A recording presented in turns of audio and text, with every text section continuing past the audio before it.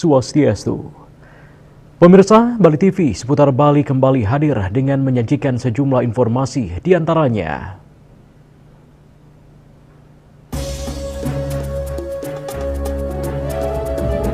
Menkes akui kasus COVID-19 meningkat namun varian tak mematikan.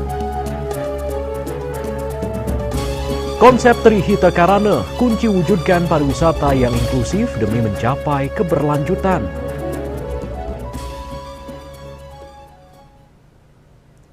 Pemirsa, jangan lewatkan juga informasi menarik lainnya yang sudah disiapkan oleh tim redaksi kami. Bersama saya Pajantika, inilah seputar Bali selengkapnya.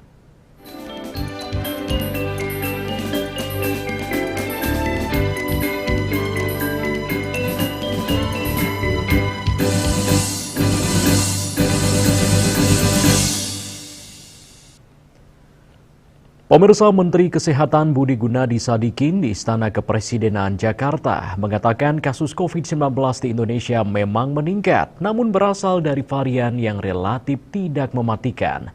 Untuk itu, ia menghimbau masyarakat tidak panik. Itu memang terjadi kenaikan. Menteri Kesehatan Budi Gunadi Sadikin mengakui terjadinya tren peningkatan kasus COVID-19 di sejumlah negara termasuk Indonesia. Namun peningkatan kasus tersebut berasal dari subvarian yang relatif tidak mematikan. Hal tersebut disampaikan Menkes usai rapat terbatas bersama Presiden Prabowo Subianto di Istana Kepresidenan Jakarta Selasa 3 Juni. Menkes pun mengimbau masyarakat untuk tidak terlalu khawatir terhadap peningkatan kasus COVID-19 di Indonesia. COVID itu memang terjadi kenaikan, tapi kenaikan ini adalah varian-varian yang relatif tidak mematikan. Jadi nggak usah terlalu dikhawatirkan supaya masyarakat nggak panik. Sebelumnya, Kementerian Kesehatan mengungkap adanya 7 kasus baru COVID-19 di Indonesia pada 25 hingga 31 Mei lalu. Sementara itu, sepanjang tahun 2025, Kemenkes telah memeriksa 2.160 spesimen, di mana 72 diantaranya positif COVID-19. Dari Jakarta, Suci Nurhaliza, Cahyasari, Kantor Berita Antara, mewartakan. Sementara itu, pemirsa, pemerintah Kabupaten Klungkung menggelar upacara peringatan Hari Kelahiran Pancasila di alun-alun Dewa Agung Jambe.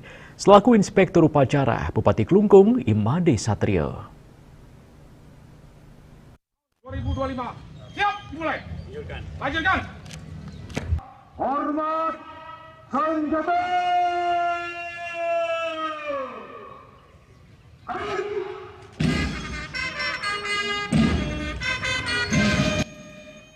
Dalam pidato Kepala Badan Pembinaan Ideologi Pancasila Republik Indonesia yang dibacakan Bupati Satrio mengatakan Pancasila bukan sekedar dokumen historis atau teks normatif yang tertulis dalam pembukaan Undang-Undang Dasar 1945. Pancasila adalah jiwa bangsa, pedoman hidup bersama, serta bintang penuntun dalam mewujudkan cita-cita Indonesia yang merdeka, bersatu, berdaulat, adil, dan makmur. Dalam semangat memperkokoh ideologi Pancasila, Pancasila adalah rumah besar bagi keberagaman Indonesia. Pancasila mempersatukan lebih dari 270 juta jiwa dengan latar belakang suku, agama, ras, budaya, dan bahasa yang berbeda. Dalam Pancasila, kebinekaan bukanlah alasan untuk terpecah, melainkan kekuatan untuk bersatu.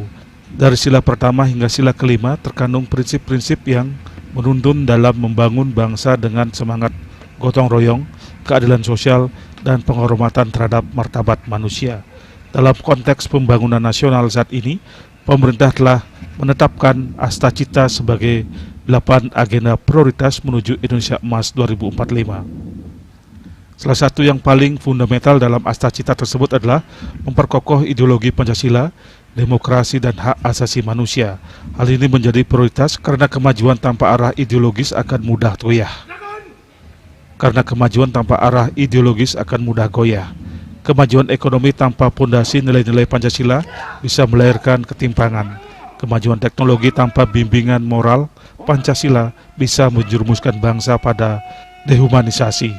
Memperkokoh ideologi Pancasila berarti menegaskan kembali bahwa pembangunan bangsa harus selalu berakar pada nilai-nilai ketuhanan, kemanusiaan, persatuan, kerakyatan, dan keadilan sosial. Dalam semangat memperkokoh ideologi Pancasila, izinkan saya mengajak kita semua merenungkan kembali bahwa Pancasila adalah rumah besar bagi keberagaman Indonesia yang mempersatukan lebih dari 270 juta jiwa dengan latar belakang suku, agama, ras, budaya, dan bahasa yang berbeda. Dalam Pancasila, kita belajar bahwa kebinekaan bukanlah alasan untuk terpecah, melainkan kekuatan untuk bersatu.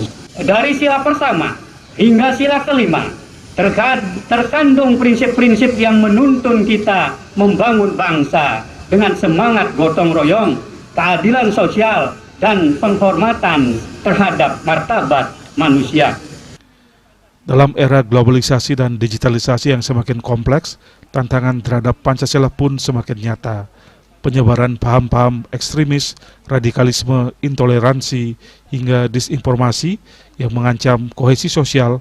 Oleh karena itu, melalui Asta Cita, dilakukan revitalisasi nilai-nilai Pancasila dalam segala dimensi kehidupan, dari pendidikan, birokrasi, ekonomi, hingga ruang-ruang digital.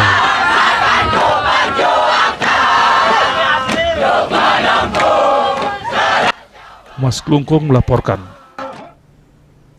Pemirsa, Bupati Klungkung Himade Satria bersama Wakil Bupati Klungkung Djokorda Gede Surya Putra meresmikan rumah duka Santi Mahutama di Rumah Sakit Umum Daerah RSUD Kabupaten Klungkung. Peresmian ini ditandai dengan pemotongan pita dan peninjauan rumah duka.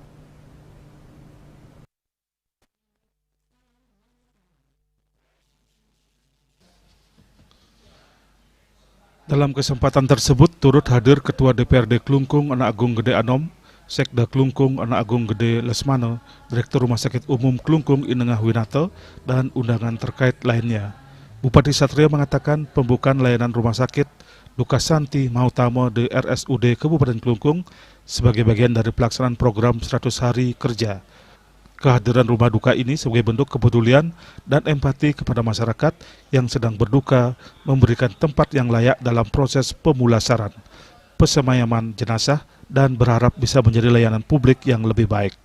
Bupati berharap kehadiran rumah duka Santi Mahutama ini bisa memberikan kemudahan dan kenyamanan bagi masyarakat dalam proses pemulasaran jenazah dan pesemayaman jenazah sebelum proses pemakaman, kremasi, serta menjadi simbol bahwa pemerintah hadir dalam setiap momen kehidupan masyarakat dari kelahiran hingga berpulang atau kematian.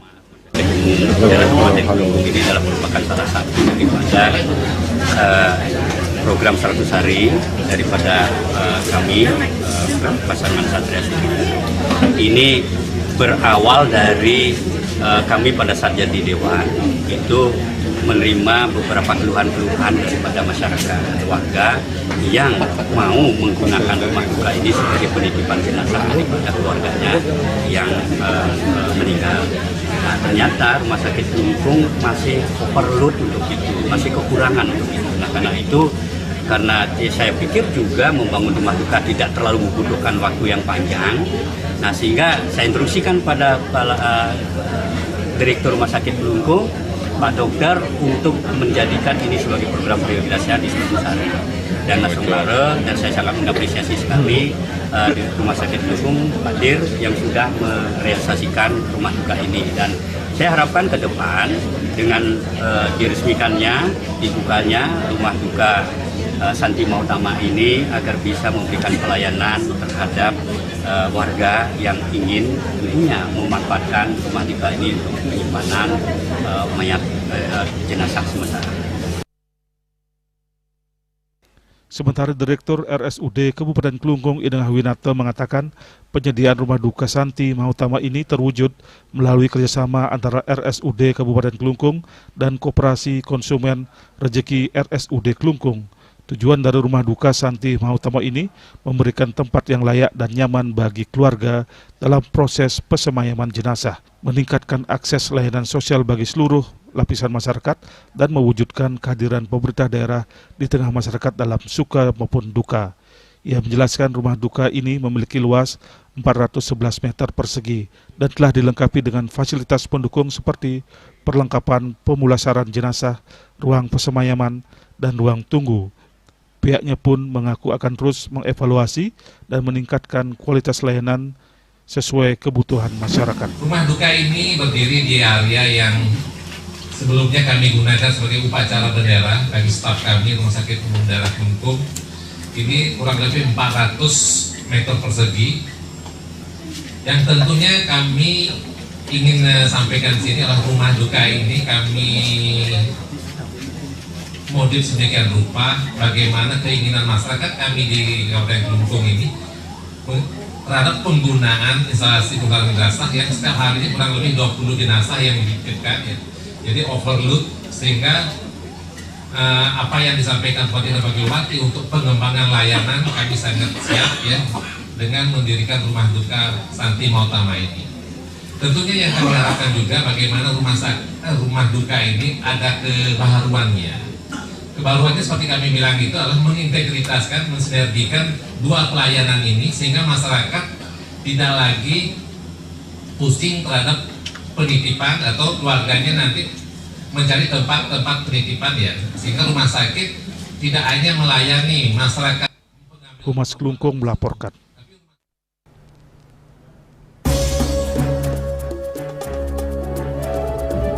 Konsep Trihita Karana, kunci wujudkan pariwisata yang inklusif demi mencapai keberlanjutan. Kami segera kembali dengan laporannya.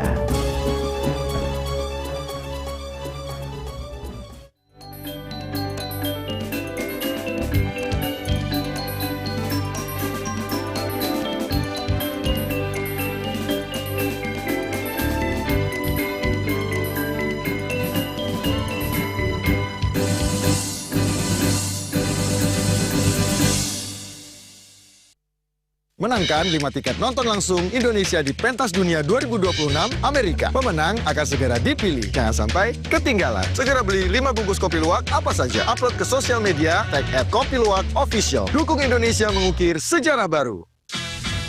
Menangkan 5 tiket nonton langsung Indonesia di Pentas Dunia 2026 Amerika. Beli 5 bungkus kopi luwak limited edition, foto 5 kemasan dan struk asli. Upload ke sosial media, tag @kopiluwak_official. Dukung Indonesia mengukir sejarah baru. This indicates that Bali has recovered after the COVID-19 pandemic and has become the main destination for world tourists. However, Balinese menu choices are also getting richer, such as samsam guling, tubuh balung, and lawar babi. Although many restaurants serve similar menus made from pork, star, they leave behind telltale characteristics and fragments of DNA circulating in the blood, called cell-free DNA.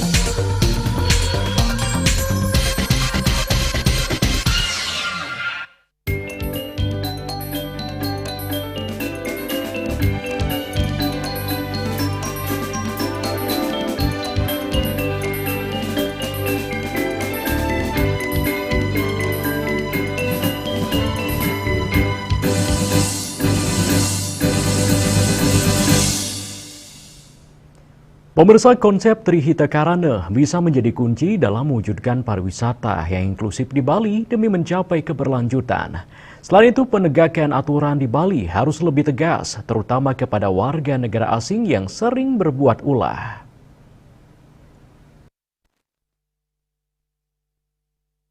Mewujudkan pariwisata yang inklusif di Bali demi mencapai keberlanjutan mesti menjadi perhatian semua pihak. Pariwisata inklusif yang dimaksud yaitu mencakup keterlibatan masyarakat Bali secara luas, sehingga mampu merasakan manfaat dari pariwisata itu sendiri. Namun, yang terjadi saat ini bahwa praktik pariwisata di Bali belum sepenuhnya terbuka untuk masyarakat lokal. Di sisi lain, aturan yang dibuat pemerintah selama ini sudah sangat baik. Namun, penegakan aturan tersebut masih kurang dan terkesan tumpang tindih. Hal tersebut disampaikan praktisi pariwisata Yusdi Dias. Menurutnya, pariwisata Bali memiliki keunggulan dari segi kebudayaannya yang unik. Konsep Trihita Karana yang menekankan pentingnya keharmonisan hubungan antara manusia dengan Tuhan, sesama manusia dan alam, bisa menjadi kunci dalam mewujudkan pariwisata yang berkelanjutan. Seluruh pemangku kepentingan dan stakeholder pariwisata harus memiliki komitmen bersama untuk menjaga alam Bali.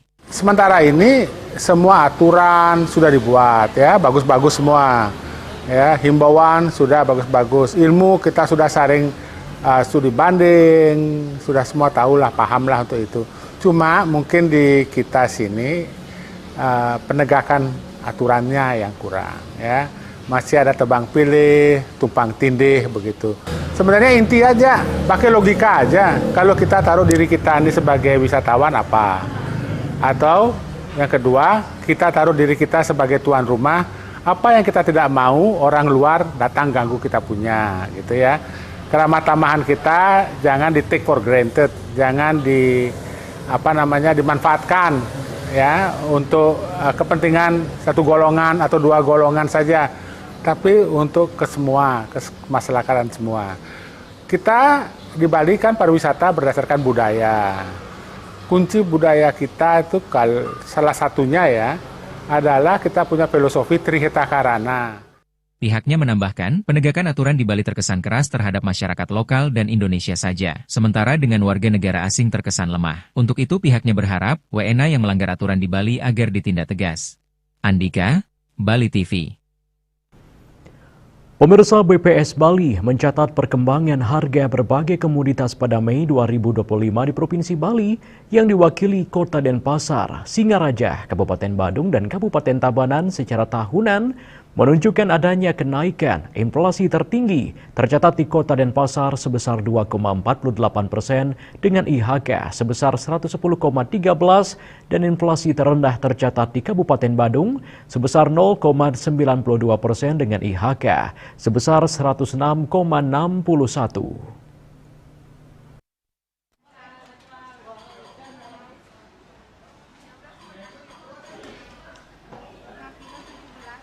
Berdasarkan hasil pemantauan BPS Provinsi Bali di 4 kabupaten kota tersebut pada Mei 2025, terjadi inflasi Y-on-Y sebesar 1,92% atau terjadi kenaikan indeks harga konsumen IHK dari 107,17 pada Mei 2024 menjadi 109,23 pada Mei 2025.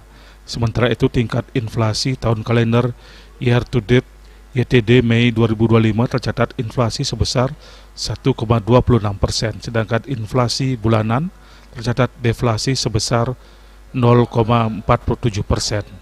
Kepala BPS Provinsi Bali Agus Gede Hendrayana Hermawan di Denpasar menyampaikan, inflasi tahunan terjadi karena naiknya harga komoditas amatan yang ditunjukkan oleh naiknya IHK pada 10 kelompok pengeluaran, yaitu kelompok makanan, minuman, dan tembakau naik sebesar 2,05%. Kemudian kelompok pakaian dan alas kaki sebesar 1,84%.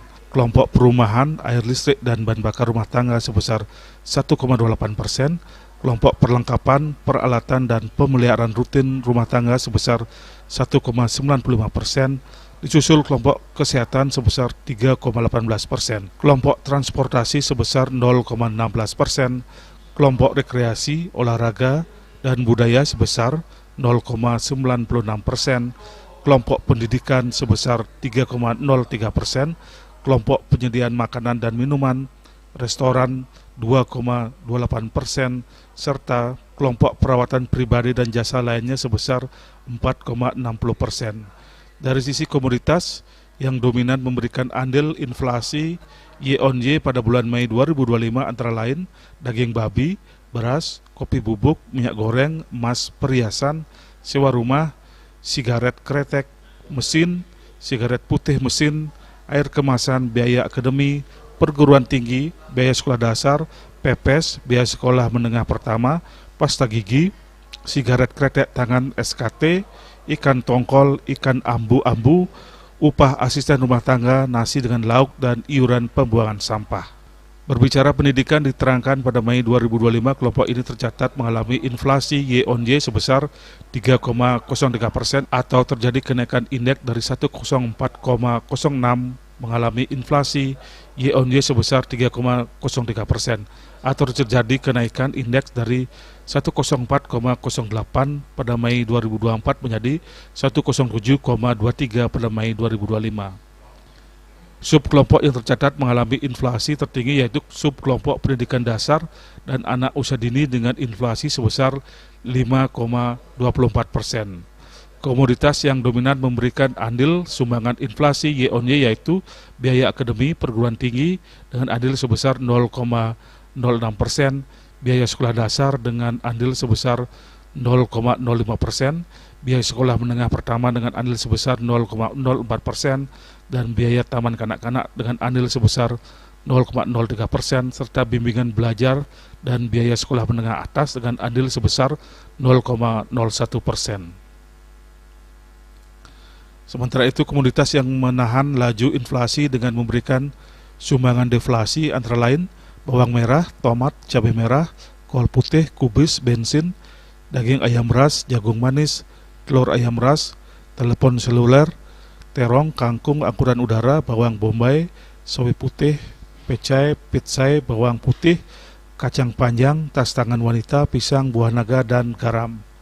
Sementara komoditas yang dominan memberikan andil deflasi M2M pada bulan Mei 2025 antara lain cabai rawit, bawang merah, cabai merah, bawang putih, tongkol diawetkan, bayam, sampo, pisang, daging babi, kangkung, jeruk, jagung manis, ikan kembung, ikan gembung, ikan gembolo, ikan asu-asu, kol putih, kubis, telur ayam ras, wortel, bensin, terong, dan kacang panjang.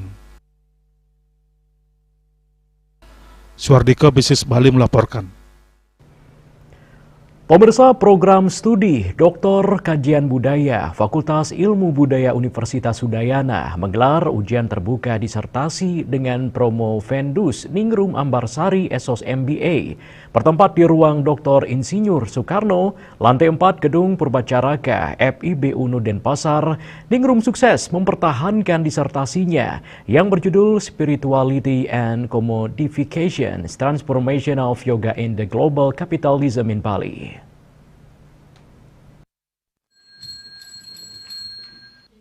Ujian terbuka diawali dengan pemaparan disertasi oleh Promovendus. Bertindak sebagai promotor, Profesor Dr. Ana Agung Ngurah Anom Kumbaro MA dengan kopromotor Profesor Dr. Inyoman Dharma Putra MLit dan Dr. Nanang Sutrisno SAG MSI.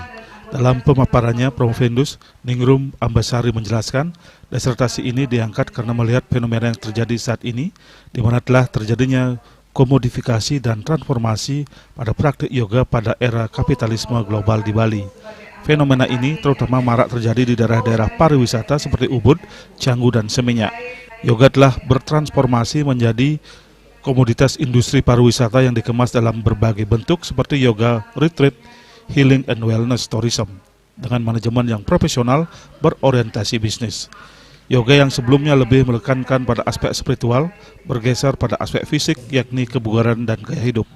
Namun Ningrum mengatakan pergeseran ini tidak sepenuhnya berdampak negatif karena juga memberikan dampak ekonomi bagi masyarakat sekitar dengan semakin berkembangnya yoga sebagai salah satu komoditas pariwisata. Oke, penelitian saya di dalam disertasi ini adalah tentang transformasi yoga, bagaimana spirituality and commodification terjadi di dalam era global kapitalisme di Bali. Ada beberapa transformasi, bentuk-bentuknya seperti ideologi, proses, bagaimana bertransformasi proses dari yoga praktek di Bali, tadinya spiritual, tadinya sangat kental dengan ritualistik, kemudian sekarang menjadi bertransformasi, semua aspek-aspek yang ritualistik menjadi lebih mudah bisa diakses oleh semua orang. Kemudian juga ideologi-ideologi yang berubah, tadinya spiritual, kemudian sekarang berbentuk menjadi lebih kepada physical aspek, lebih kepada komoditi, semua simbol-simbol spiritual yang awalnya sangat sakral berubah menjadi mudah digunakan, seperti contohnya cakra yang tadinya adalah merupakan simbol-simbol spiritual yang tidak bisa diakses, sekarang menjadi mudah bisa kita gunakan atau accessible. Ningrum menambahkan untuk menghadapi fenomena ini, guru yoga lokal harus bisa beradaptasi dan bisa mengikuti tren sesuai kebutuhan wisatawan. Di samping itu, guru yoga juga harus bisa memanfaatkan teknologi terutama media sosial agar bisa lebih dikenal. Sementara itu, promotor Profesor Dr. Ana Agung Ngurah Anom Kumbaro mengatakan komodifikasi adalah sebuah realita di era global saat ini. Namun dari disertasi ini ditemukan meskipun terjadi komodifikasi dalam yoga, namun tidak sampai menghilangkan esensi dari praktik yoga di Bali, yakni pranayama, meditasi, dan ritual-ritual unik yang hanya ada di Bali. Nah, inilah sebenarnya hasil studi dari disertasi Saudara Ambar. Apa sumbangan disertasi ini bagi kebudayaan Bali atau yoga Bali? Ini sebenarnya banyak sekali ditemukan, di mana perkembangan yoga di Bali sudah memperluas fungsi-fungsi. Awalnya itu hanya terbatas pada fungsi-fungsi spiritualitas, sekarang sudah berkembang kepada fungsi-fungsi yang disebut wellness, kesehatan, diplomasi kebudayaan, pengembangan identitas Bali, ya. Dan inilah sebenarnya apa sumbangan praktis dari studinya Saudara Ambar dalam konteks yoga. Setelah berhasil menjawab berbagai pertanyaan yang diajukan oleh para penguji, Prof. Venus dinyatakan lulus dengan predikat cum laude dan berhak menyandang gelar doktor. Eka Yana, Bali TV.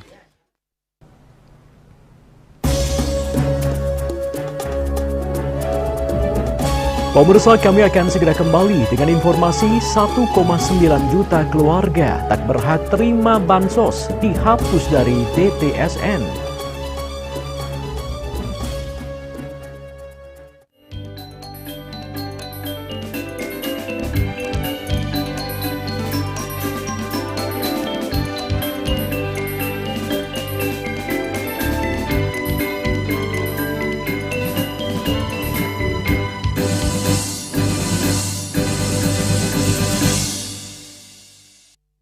Menangkan 5 tiket nonton langsung Indonesia di Pentas Dunia 2026 Amerika. Pemenang akan segera dipilih. Jangan sampai ketinggalan. Segera beli 5 bungkus kopi luwak apa saja. Upload ke sosial media, tag @kopiluwak official. Dukung Indonesia mengukir sejarah baru.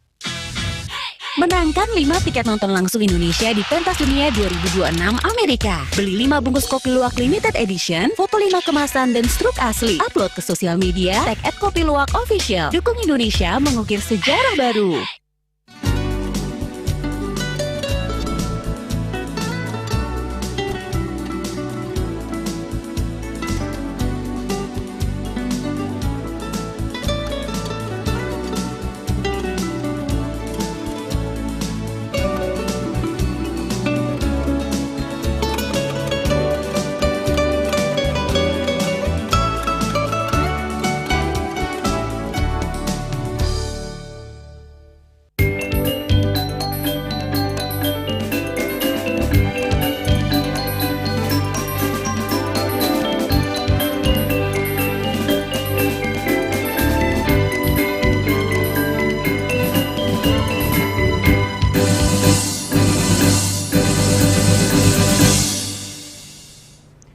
Pemirsa, sebanyak 1,9 juta keluarga penerima manfaat dinyatakan tidak layak menerima bantuan sosial.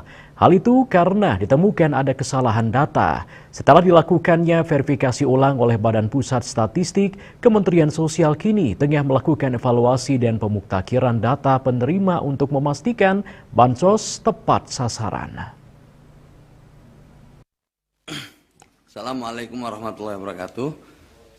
Menteri Sosial Saifullah Yusuf mengungkapkan ada sebanyak 1,9 juta keluarga penerima manfaat (KPM) dinyatakan tidak layak menerima bantuan sosial. Dalam konferensi pers di Istana Kepresidenan Jakarta pada Senin 2 Juni lalu, pria yang akrab disapa Gus Ipul ini menyatakan sejumlah program bantuan sosial atau bansos di Tenggarai tidak tepat sasaran. Gus Ipul menyebut hanya 55% penyaluran program Keluarga Harapan atau PKH dan bantuan sembako yang diterima oleh masyarakat yang berhak. Oleh karena itu, Presiden Prabowo Subianto memerintahkan jajarannya, khususnya Badan Pusat Statistik atau BPS, untuk melakukan konsolidasi data agar program bansos tepat sasaran.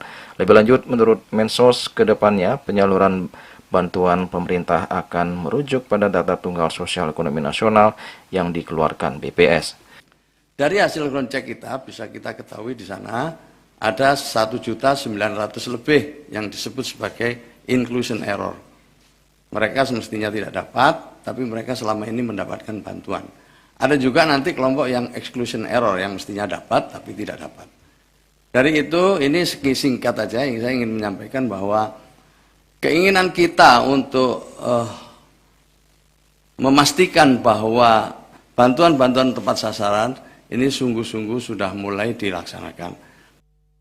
Sementara Kepala Badan Pusat Statistik Amalia Adininggarah Widyasanti mengatakan pihaknya telah memvalidasi data tunggal sosial ekonomi nasional. Dari hasil verifikasi terdapat 16,5 juta keluarga yang berhak menerima manfaat. Angka ini lebih kecil dibandingkan angka sebelumnya, yakni 20,3 juta penerima. Selain itu, Amalia juga menyebut sebanyak 1,9 juta data keluarga yang tidak berhak menerima bansos kini sudah dikeluarkan atau dihapus dari data tunggal sosial ekonomi nasional DTSN. Setelah kami lakukan berbagai validasi dan juga kami lakukan verifikasi bersama dengan BPKP, maka ada dari 20,3 juta KPM, saat ini ada 16,5 juta yang sudah diverifikasi oleh BPKP, dan dari 16,5 juta itu 14,3 juta memang berada di desil 14 dan sudah mulai disalurkan oleh Mensos per akhir 31 Mei. Kemudian kami juga membersihkan beberapa data yang kita sebut dengan inclusion error dari 6,9 juta keluarga yang kami lakukan ground check. Itu ada 1,9 juta yang seharusnya tidak layak untuk mendapatkan bantuan sehingga dibersihkan dari data tunggal sosial ekonomi nasional sebagai keluarga, dikeluarkan dari keluarga yang tidak berhak. Jadi dikeluarkan dari keluarga yang berhak sehingga menjadi tidak berhak untuk menerima bantuan. Juli Suwarti dan Krismadiasu melaporkan. Sementara itu, pemirsa, pemerintah Kabupaten Pemkab Buleleng menggandeng Fakultas Ilmu Pendidikan FIP Universitas Pendidikan Ganesha Undiksa untuk menangani siswa sekolah menengah pertama SMP yang tidak bisa membaca. Untuk itu, ratusan relawan dari mahasiswa FIP Undiksa diterjunkan untuk mendampingi siswa SMP yang tak bisa membaca di Buleleng.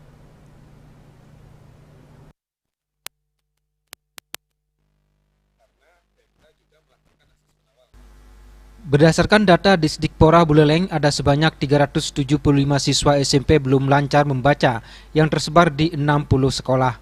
Dekan Fakultas Ilmu Pendidikan Undiksa, Profesor Iwayan Widiana menyatakan FIP Undiksa siap membantu pemerintah daerah Buleleng, khususnya dalam pengentasan siswa tidak bisa kalistung.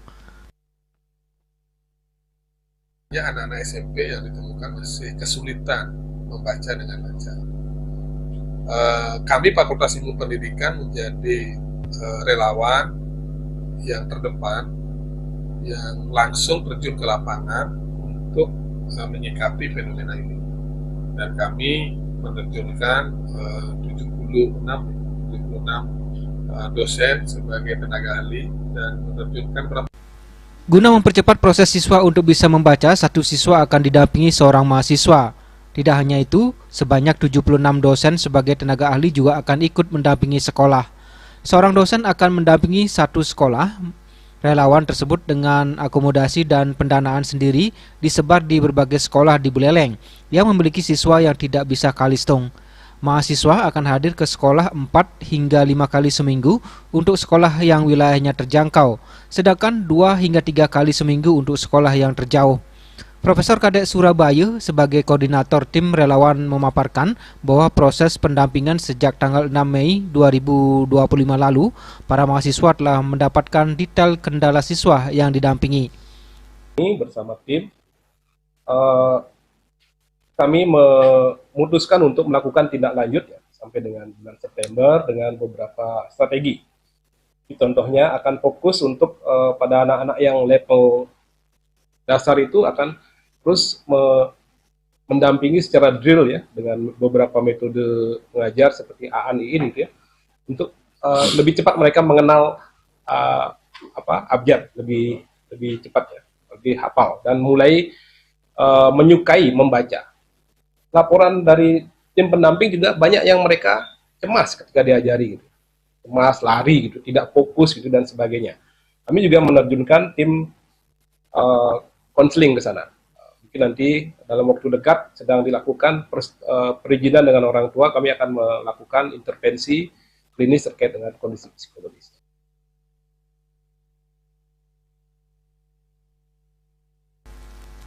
Sebelum terjun melaksanakan pendampingan ke sekolah, Koordinator Tim Ahli Evaluasi dan Pembelajaran FIP Undiksa memberikan pendampingan kepada mahasiswa dan dosen untuk mengetahui hal serta metode apa yang harus dilakukan selama pendampingan. Sebagai koordinator tim ahli adalah Profesor Igede Wawan Sudanto dan bertindak sebagai koordinator lapangan adalah Dr. Niwayan Rati. Yasri Yuli, Bali TV. Pemirsa, sebagai tanda proses pembelajaran siswa telah berakhir dalam suatu jenjang pendidikan, banyak sekolah baik swasta maupun negeri menggelar acara graduation atau pelepasan siswa. Namun demikian, ada juga yang lebih memilih kegiatan sederhana dan hemat biaya. Meskipun menjadi perdebatan, kegiatan graduation dianggap sebagai suatu momen istimewa untuk mengucap syukur, menyampaikan ucapan terima kasih siswa kepada para guru. Meskipun bukan sebuah keharusan, beberapa sekolah swasta bahkan sekolah negeri masih menyelenggarakan acara graduation atau pelepasan siswa sebagai perayaan kelulusan. Ketua Pengurus Perwakilan Yayasan Pembina Lembaga Pendidikan YPLP PGRI Kota Denpasar, Inengah Madi Adnyana mengatakan, para siswa menginginkan sebuah perpisahan yang berkesan, menciptakan sebuah kenangan, momentum terakhir antara siswa dan para guru di lingkungan sekolah. Dengan catatan sesuai dengan batas-batas tertentu serta atas persetujuan siswa.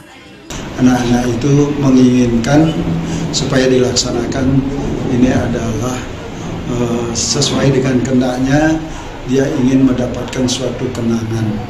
Ya, karena ini adalah sesuatu kenangan yang terakhir di sekolah itu. Maka untuk sekolah-sekolah SMK pariwisata, kita sih menginginkan anak-anak itu supaya lebih banyak dapat pengalaman. Setelah dia tamat itu dia nanti larinya kemana dia, gitu ya. Nah, kalau sekolah SMK pariwisata umpamanya, kita lebih banyak memilih pelepasannya itu di hotel, karena nanti komunitasnya dia di hotel. Itu bukan berarti kita gagah-gagahan, enggak. Kita memberikan pengalaman sebanyak-banyak kepada siswa sehingga nanti dia mempunyai bekal di mana nanti dia setelah tamat dia melakukan bekerja. Saya kira itu, dan saya sekarang di sekolah-sekolah SMK, SMA dan SMP tetap melaksanakan itu tetapi dalam batas-batas. Hal senada juga disampaikan Kepala SMA Negeri 1 Denpasar. Emrida mengatakan graduation atau pelepasan kelulusan siswa bukan sebuah keharusan bagi sekolah. Meski demikian, graduation dapat dilaksanakan dengan tidak memberatkan orang tua siswa dan tanpa ada indikasi pemaksaan dari pihak sekolah. Ya, graduation itu kan sebenarnya sesuatu yang sudah sering terjadi, gitu ya. Tapi belakangan itu menjadi menarik karena banyak yang bermasalahkan. Kalau saya secara pribadi, graduation itu boleh diadakan asalkan satu, bukan pemaksaan. Dua, orang tua menyetujui dan ada izinnya. Jadi bagi mereka yang mau silahkan, bagi yang tidak nggak apa-apa. Karena graduation di sini kalau menurut saya pribadi adalah momen terakhir siswa di sekolah bertemu lingkungan dan guru-gurunya.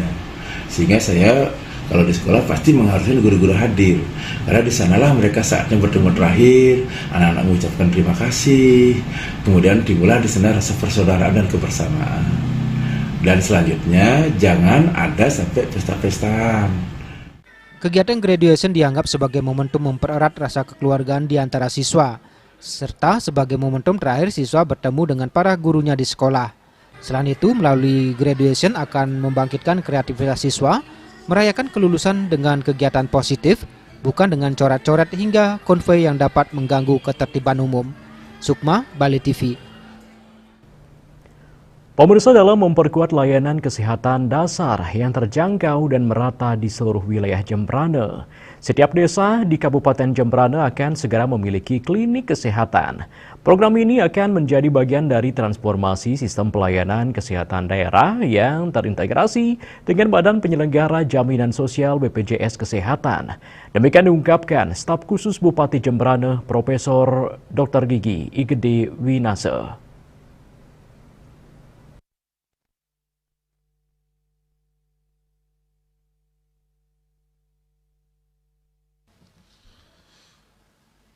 Staf khusus Bupati Jembrana Gede Winasa menjelaskan selama ini Pemkab Jembrana masih mengeluarkan anggaran besar untuk operasional 10 puskesmas yang tersebar di seluruh kabupaten.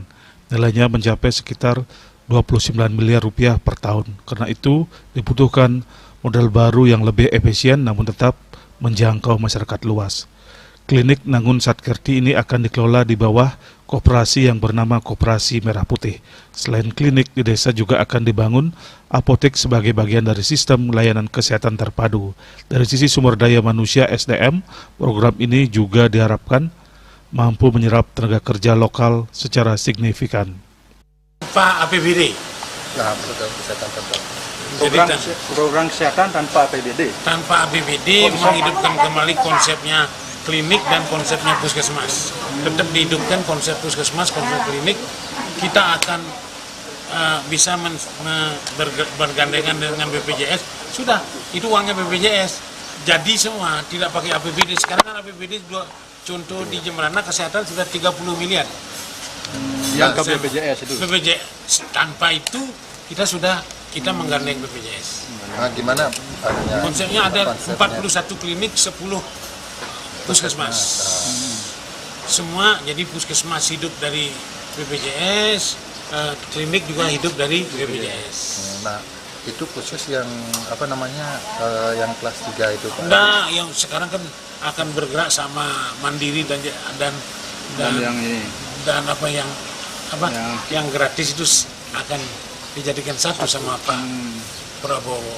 Nah, gini Pak, Pak De, yang selama ini tercover di APBD itu kan yang kelas 3 kan gitu? Yang bukan kelas 3, yang di-cover oleh APBD itu yang sekarang ini kan APBD masih keluar untuk kemudian puskesmas, kita keluar uangnya. Coba lihat, ada 29 miliar itu. Untuk puskesmas? Untuk puskesmas. Total loh ya, 10 puskesmas itu. Itu yang dana blood itu juga? Dana blood ya, itu nanti tidak ada lagi. Oh, blood tidak ada lagi? Tidak ada lagi, sudah. Dengan demikian kan 30 miliar. Winasa menambahkan dengan sistem ini Pemkab Jembrana tidak perlu lagi mengeluarkan anggaran besar dari APBD karena seluruh biaya layanan dibayar langsung oleh BPJS. Jembrana akan menjadi salah satu kabupaten pertama di Indonesia yang memiliki klinik di setiap desa yang sepenuhnya mandiri secara pembiayaan dan terintegrasi dalam sistem jaminan sosial nasional. Agus Diatmika, Bali TV.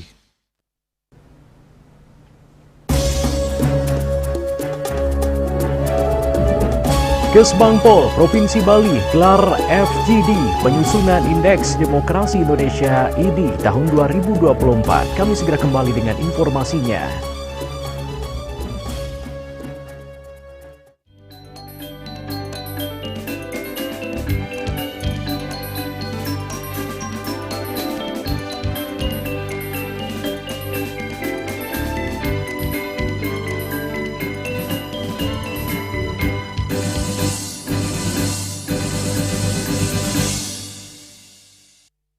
Menangkan 5 tiket nonton langsung Indonesia di Pentas Dunia 2026 Amerika. Pemenang akan segera dipilih. Jangan sampai ketinggalan. Segera beli 5 bungkus kopi luwak apa saja. Upload ke sosial media, tag @kopiluwakofficial. Dukung Indonesia mengukir sejarah baru.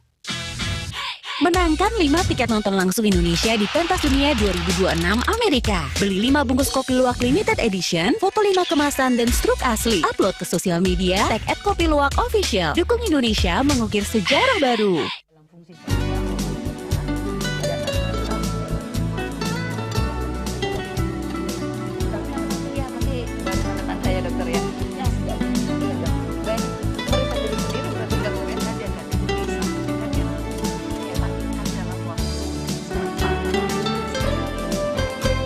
Sebagai orang tua tidak mampu mengatasi cepatnya bahwa manusia kasih sayang, ya mereka akan merasa bahwa rumah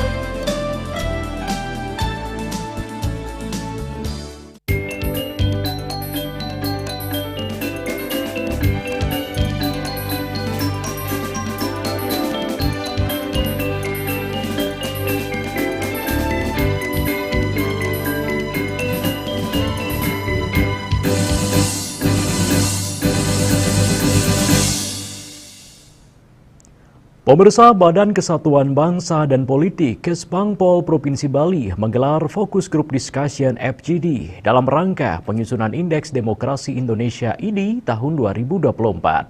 Acara ini merupakan salah satu tahapan strategis dalam pengumpulan data ID dan bertujuan untuk meningkatkan kualitas demokrasi di daerah.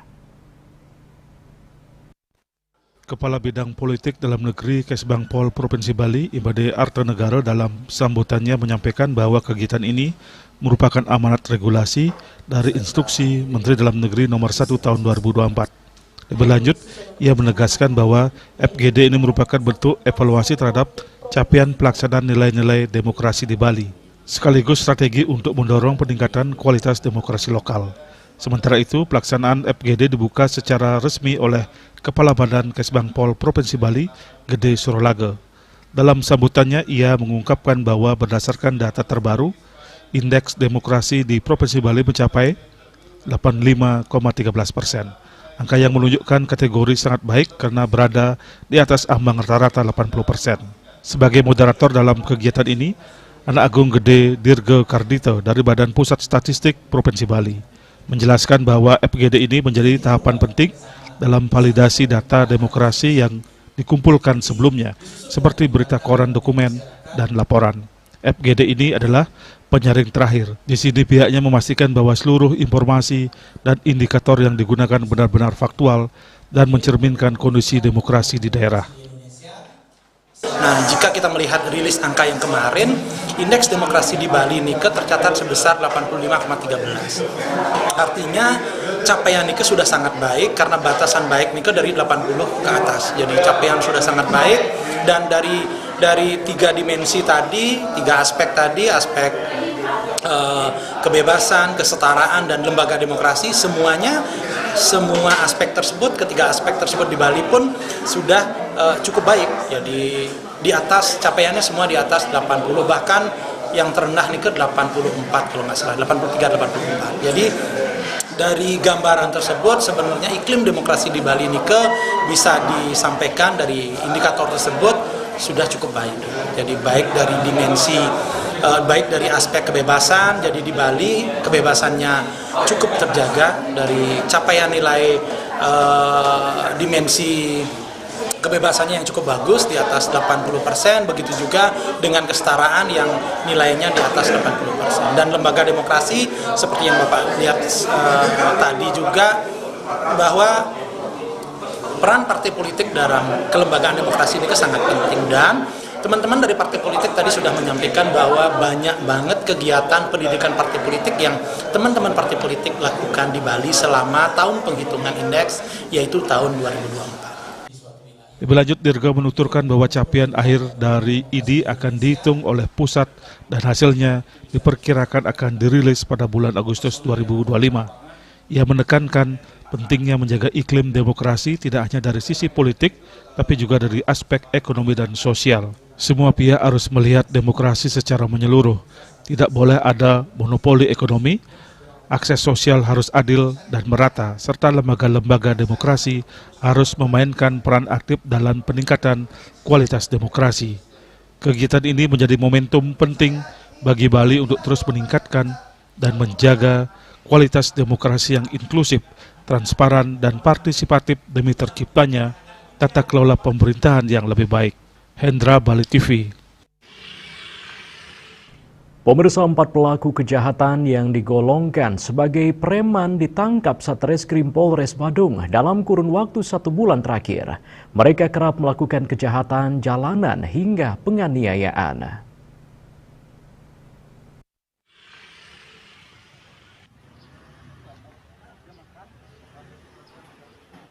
Satreskrim Polres Badung menangkap keempat preman di sejumlah lokasi berbeda dalam 1 bulan terakhir. Mereka melakukan sejumlah tindak kriminal yang digolongkan sebagai tindakan premanisme, diantaranya penganiayaan yang diduga dipicu minuman keras dan jambret terhadap warga asing.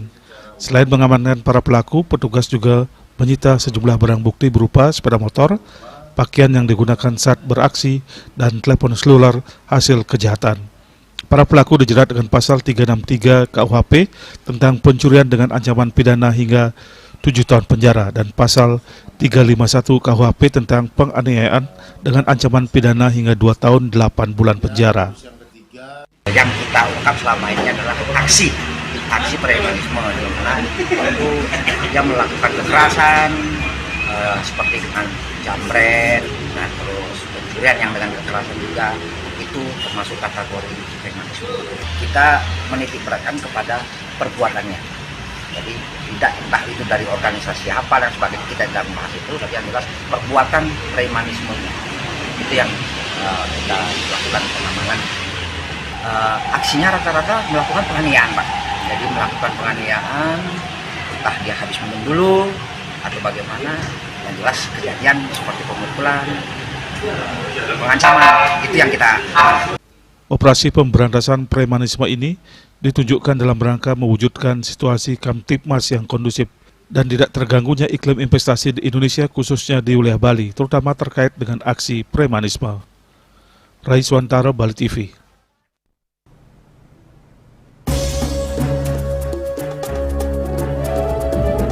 Pemirsa, jangan beranjak dulu, kami segera kembali dengan laporan menarik lainnya.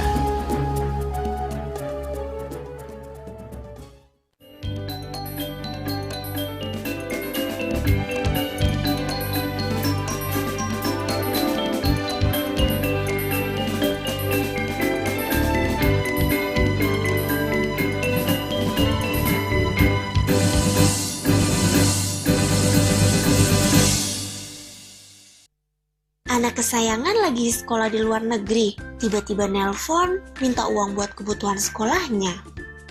Atau punya keluarga yang sedang kerja di luar negeri dan ingin transfer uang. Atau ada transaksi bisnis dengan pengusaha di luar negeri. Mau transfer dan terima uang valuta asing. Tapi bingung pakai apa? Nggak usah panik, ada Bali Dwipa Remittance. Apa itu Bali Dwipa Remittance? Yaitu sebuah layanan transfer valuta asing dari Bank BPD Bali. Dengan Bali Dwipa Remittance, kita bisa menerima uang dari luar negeri maupun mengirim ke luar negeri dengan mudah. Jadi, tidak perlu khawatir lagi ketika ingin transaksi dengan valuta asing. Bersama Bali Dwipa Remittance, semua transaksi akan menjadi semakin mudah. Bali Dwipa Remittance, solusi kirim dan terima uang dari luar negeri.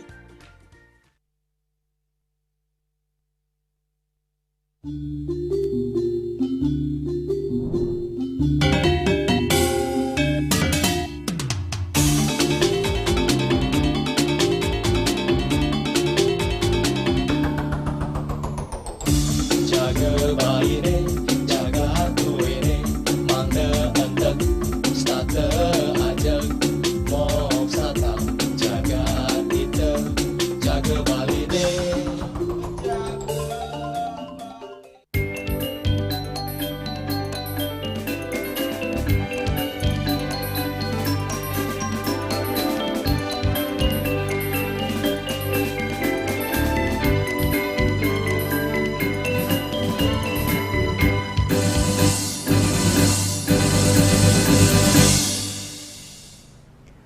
Pemirsa, menjelang Puja Wali di Kayangan Jagat Luhur, Natar Sari Apuan Baturiti Tabanan, Hidabetara Sakti Nawasange kesarangin sejumlah tapakan Ratu Gede Barong, keiring melasti ke Segara Batu Bolong, Canggu Badung pada Rabu 4 Juni 2025.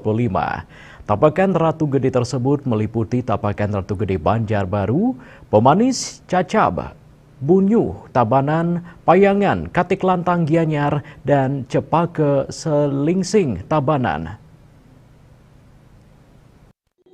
Prosesi pembelasian berlangsung khidmat diikuti ribuan umat Hindu. Prosesi ritual tersebut dimeriahkan gong beri sangar ketugumi, gulingan Taman Ayun Mengui. Mawali saking melasti Idapatara saking Nawasange, merarian ringjongan Idapatara di Pura Pusah Desa Adat Tua Marga. Selanjutnya ke Pendak menuju Kayangan Jagat Luhur Natarsari pada sore hari. Tiba di ujung Desa Adat Apuan, iring-iringan susunan tapakan Idapatara disambut berbagai tarian seperti rejang dan baris gede. Sementara itu puncak Puja Wali di pura ini bertepatan dengan Tumpak Krulut Sabtu 7 Juni 2025. Puja Wali Ageng yang jatuh setiap tahun tersebut ngerauhin sekitar 60 tapakan barong yang menjadi sungsungan umat di 5 kabupaten yakni Tabanan, Badung, Gianyar, Jembrano, dan Bangli.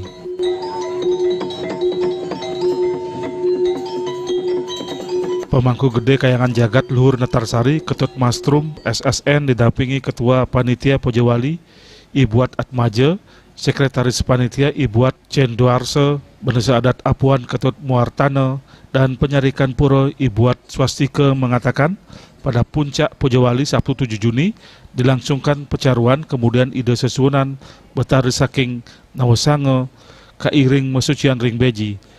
Tengah malam ide betara saking Nawasange dan seluruh tapakan Ratu Gede tedun kabeh keturunan upakara penyejak buana. Prosesi ritual itu dilengkapi ngendak kalangan wali sesolahan. Ide betara nyejar selama 3 rahina dan karya kasindap mupuk kembang Selasa 10 Juni jelang pagi atau Rabu 11 Juni dini hari sekitar pukul 03.00 WITA. Hendra, Bali TV. Pemirsa, Panitia Pojewali yang ke-63 Pura Agung Kertajaya Tangerang beserta umat Hindu menggelar upacara Negdegan Karya Sambut Pojewali ke-63 yang jatuh di tanggal 7 Juni 2025 bertepatan dengan Tumpek Rulut. Upacara tersebut bertujuan untuk menyucikan dan mempersiapkan diri secara spiritual untuk menyongsong Pojewali yang membawa kebaikan dan kerahayuan.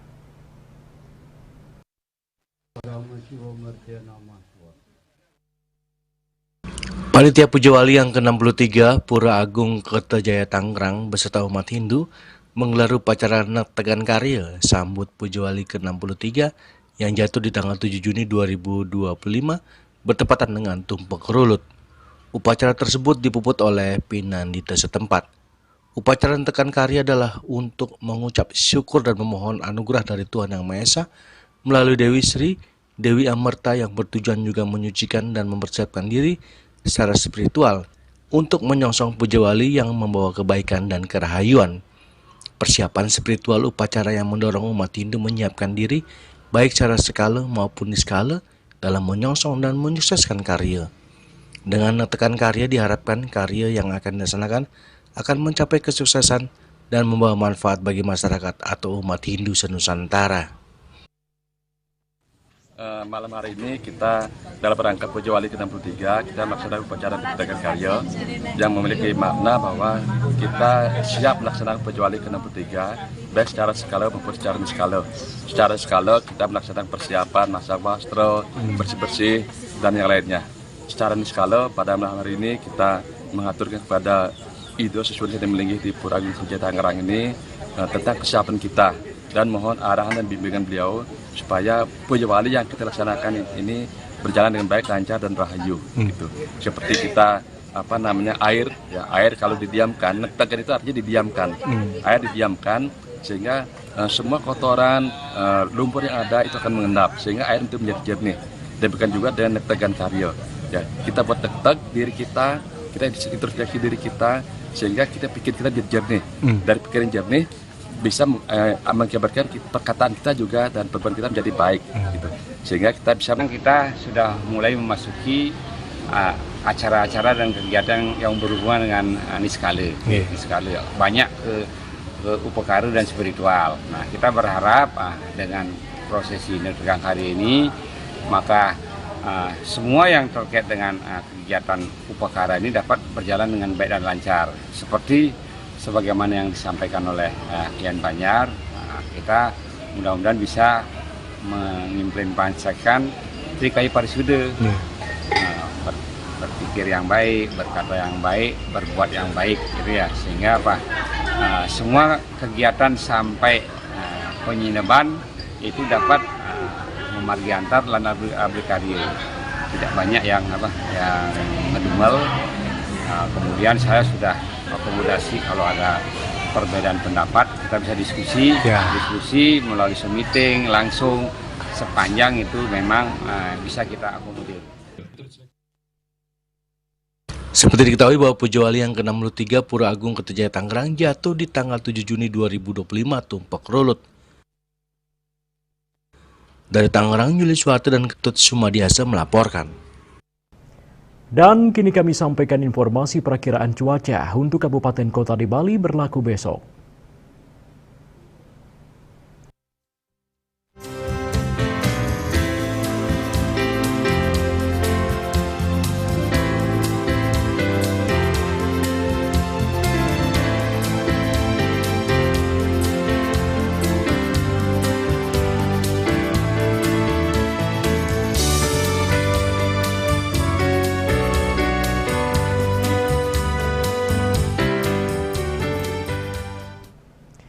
Seputar Bali, bersama Minyapun Ganapati Usada Bali Keluarga Sehat. Update terus informasi Anda dengan subscribe dan like YouTube channel Bali TV @newsbalitv.